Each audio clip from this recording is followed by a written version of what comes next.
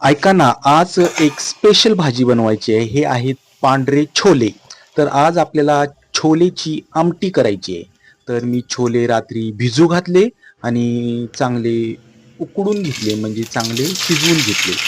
तर आता फोडणीसाठी तेल घेतले, मोहरी घेतली, जिरे घेतलेत आणि कांदा, आलं लसूणची पेस्ट, कढीपत्ता, टोमॅटो असं छानपैकी परतून घेतलेलं आहे. आणि हळद, हिंग, तिखट आवडीनुसार आणि हे मीठ आणि चांगलं तेल सुटेपर्यंत हा मसाला मी छान विरघळू देणार आहे. तर आता बघा, तेल आता छानपैकी सुटत आले. तर ह्याच्यात मी काळं तिखट घालायला विसरलो होतं. हे काळं तिखट माझ्या आईने दिलेलं आहे. तर चला, आता आपण छोले घातलेले आहेत. आता चांगलं 10 मिनिटं ह्याला शिजू द्यायचे. शिजलेला आहे फक्त एकजीव होण्यासाठी. आता मी कोथिंबीर भुरभुरली आहे, भुरभूर. तर आता ही मी ताट लावलेलं आहे आणि ताटाला मी स्वतः चपाती केलेली आहे. ती छान लुसलुशीत मऊसूत झाली आहे, माझ्यासारखी.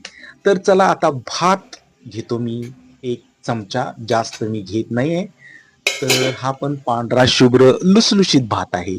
आणि आता ही आमटी किती छान आलेली आहे.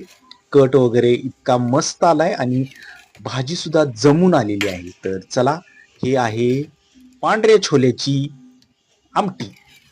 तर चला, आता आपण ही खाऊया. ही रेसिपी कशी झाली आहे मला कमेंटमध्ये सांगा. छानच झाली असणार. मी बनवली आहे म्हणल्यावर. तर बघूया खाऊन. पण जराशी तिखट झाली होती, खूप भयानक. कारण की एक्स्ट्रा तिखट पडलं होतं, काळं तिखट जरा जास्त पडलं होतं. तर चला, मला कमेंटमध्ये सांगा ही अशीच बनवतात का. तर मी आता जेवायला घेतो. मला प्रचंड भूक लागलेली आहे.